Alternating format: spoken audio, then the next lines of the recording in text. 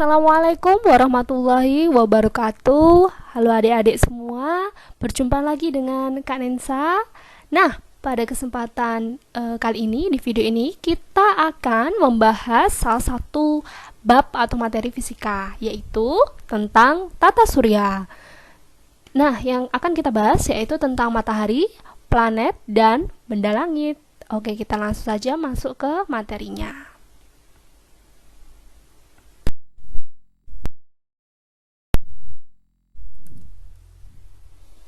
Oke, yang pertama kita akan membahas tentang matahari. Nah, matahari itu adalah salah satu bintang yang memancarkan cahaya sendiri. Dia juga berupa bola gas panas dan bercahaya. Nah, matahari ini adalah sebagai pusat sistem tata surya. Nah, ternyata cahaya matahari berasal dari reaksi fusi. Apa itu reaksi fusi? Reaksi fusi adalah penggabungan inti atom yang terjadi di pusat matahari.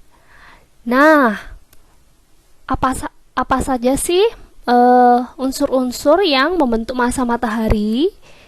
Nah, di sini yang pertama yaitu dia mengandung 75% unsur hidrogen. Kemudian ada 20% unsur helium dan sisanya 5% lainnya adalah unsur-unsur lain.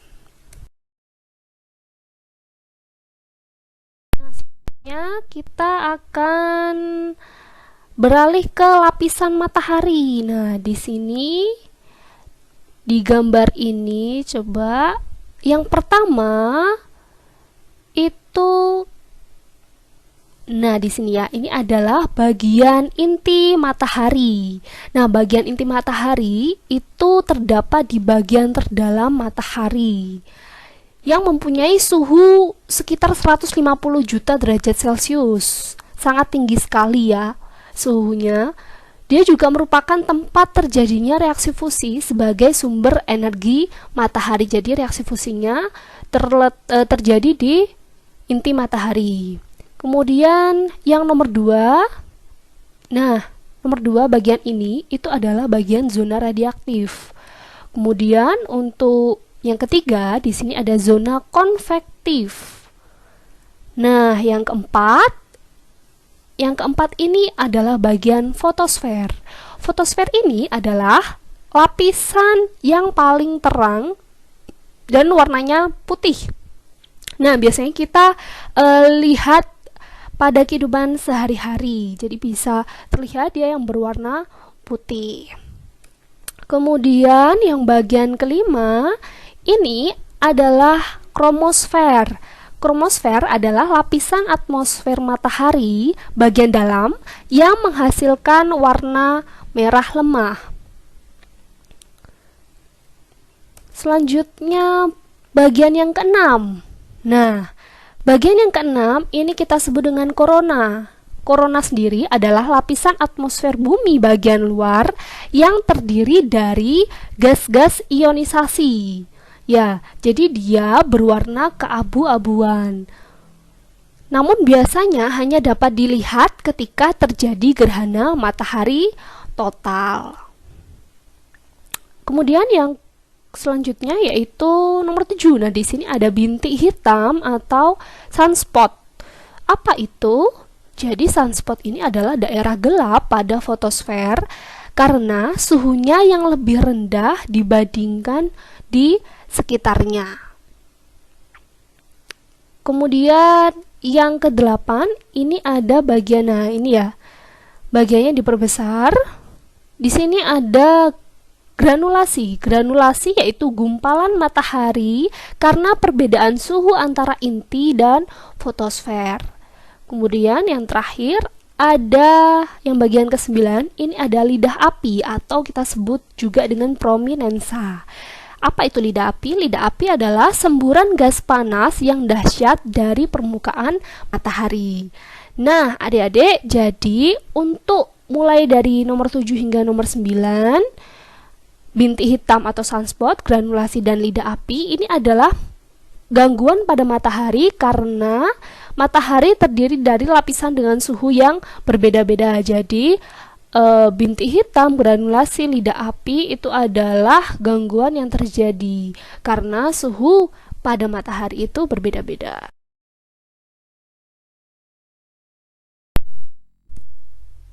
Nah, tata surya sendiri adalah kumpulan planet dan matahari beserta benda-benda lain yang ada di langit yang berputar mengelilingi matahari.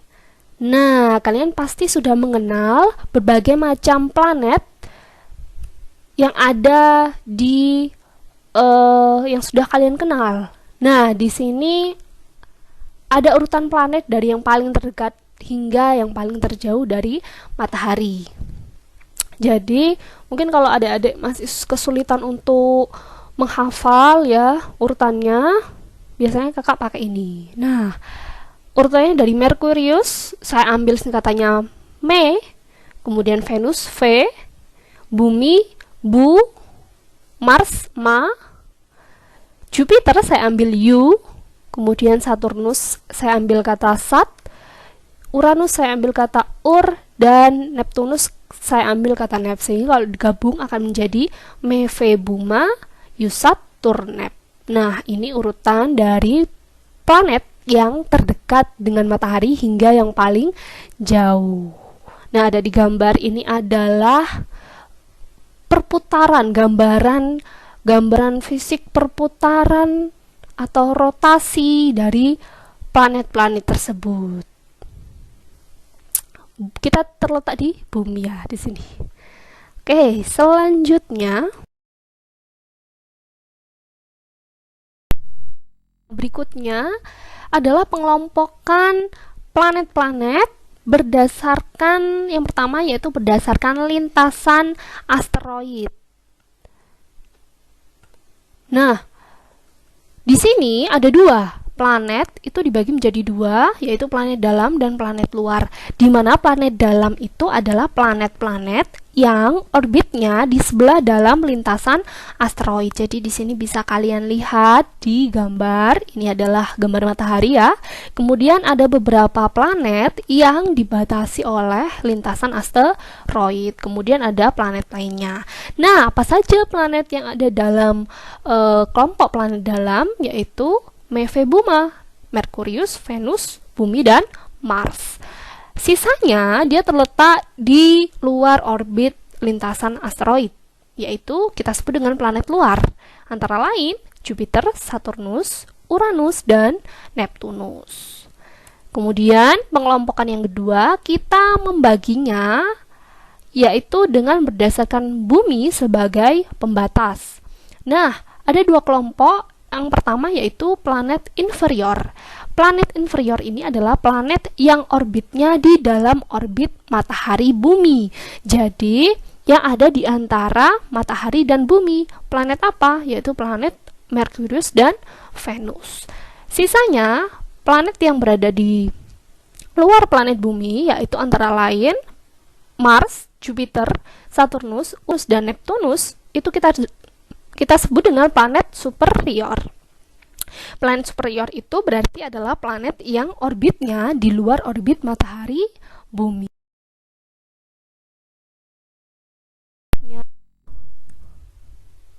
Nah, kita akan membahas tentang benda-benda langit di angkasa. Yang pertama kita akan membahas tentang asteroid atau planetoid. Nah, asteroid sendiri adalah planet-planet kecil yang mengelilingi matahari dan terletak di antara planet Mars dan Jupiter. Jumlahnya sendiri sangatlah banyak, yaitu antara 4.000 hingga 5.000 buah. Nah, asteroid terbesar itu dinamakan asteroid Ceres. Nah, di sini gambarnya ya, bisa kalian lihat. Tampak dia mengelilingi pusat lintasan pada matahari. Oke, lanjut ya. Tentang, nah, kira-kira ini gambar apa? Nah, bisa kalian lihat. Ini adalah salah satu rekaman yang diambil di negara Rusia pada tahun sekitar 2013. Nah, ini adalah gambar meteor. Nah, meteor sendiri adalah benda langit yang bergerak memasuki angkasa bumi. Nama lainnya bisa juga disebut sebagai bintang kelarat, bintang beralih, atau bintang jatuh. Jadi kalau kalian seringkali pernah melihat bintang jatuh, atau di film-film ada gambaran bintang jatuh, itu dia sebetulnya adalah meteor. Nah, meteor ini ketika mencapai atmosfer bumi, dia akan menimbulkan cahaya. Dari mana cahayanya? Ternyata cahayanya itu karena adanya gesekan antara meteor ketika dia telah mencapai atmosfer bumi. Jadi terdapat gesekan antara meteor dengan atmosfer bumi. Nah, gesekan tersebut akan menimbulkan panas yang tinggi sehingga akan menyebabkan bercahaya. Jadi meteornya akan terlihat bercahaya seperti bintang jatuh. Nah, macam-macam meteor itu ada dua, yaitu yang pertama, meteor besi. Meteor besi ini adalah meteor yang mengandung unsur nikel dan besi. Sedangkan meteor batu itu adalah meteor yang mengandung unsur-unsur silium, magnesium, dan aluminium.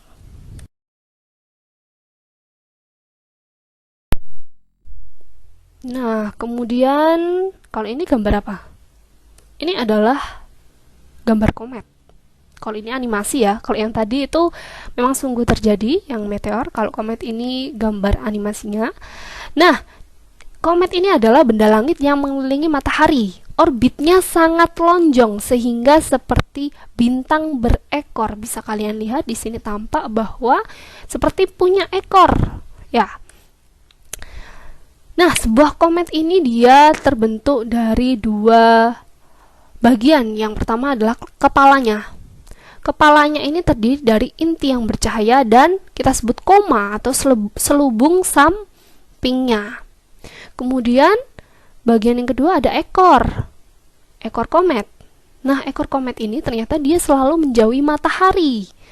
Dan ternyata semakin dia menjauhi matahari, maka ekornya akan semakin pendek.